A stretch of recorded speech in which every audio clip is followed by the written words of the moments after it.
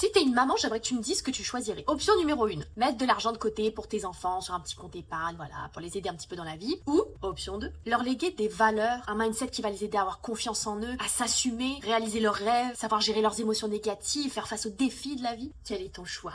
Bon, tu vas me dire les deux, pourtant, il y en a un qui est 100 fois plus important que l'autre.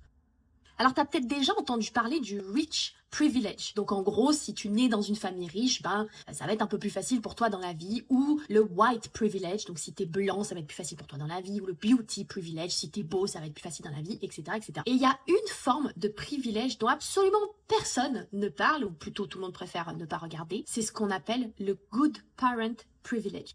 En gros, on choisit pas de naître dans la pauvreté ou dans la richesse, comme on ne choisit pas d'avoir des mauvais parents ou des bons parents. On est avec, c'est la définition même d'un privilège. Alors qu'en fait, le privilège d'avoir des bons parents, c'est la monnaie la plus précieuse. C'est même le plus gros ascenseur social. Être élevé par des bons parents, c'est un avantage considérable que d'autres personnes ne connaîtront jamais. Être éduqué par des adultes émotionnellement matures, ça remplit déjà ton compte en banque de la stabilité émotionnelle. Et je vais te donner deux familles complètement opposées pour te montrer ça. Alors, tu connais sûrement Serena Williams, les présentations sont faites. Famille afro-américaine, leur père avait pas un rond, mais il a programmé Serena et Vénus pour une domination dans le monde du tennis avant même qu'elle touche une raquette. Fou! Et de l'autre côté, rien à voir, t'as Grant Cardone, blanc, riche, sa fille a 11 ans, elle a déjà des capacités d'élocution incroyables et elle vend des gros deals pour des clients de son père. C'est ça, le parent privilege. C'est un héritage qui transfère un mindset, des valeurs, rien que t'apprendras à l'école. Donc c'est des parents, effectivement, qui ont des capacités de gestion émotionnelle, de soutien pour leurs enfants, de protection, mais c'est aussi des parents qui, par exemple, ont pu transmettre l'immunité par rapport au regard des autres, la pensée critique, d'avoir ton propre avis, parce que la société veut des enfants bien dociles. Mais le parent privilege, ça crée aussi des enfants qui ont de l'impact, qui ne sont pas marchés dessus. Aujourd'hui, avoir des bons parents, c'est loin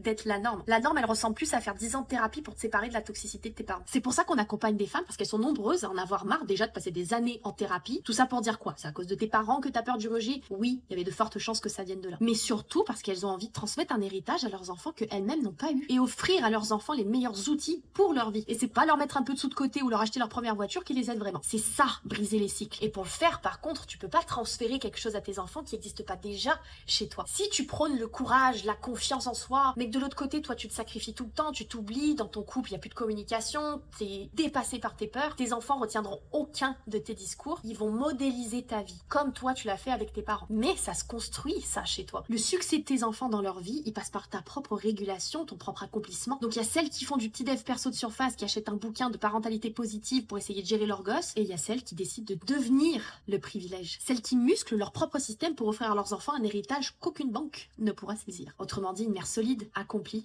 et vraiment libre. À ta santé.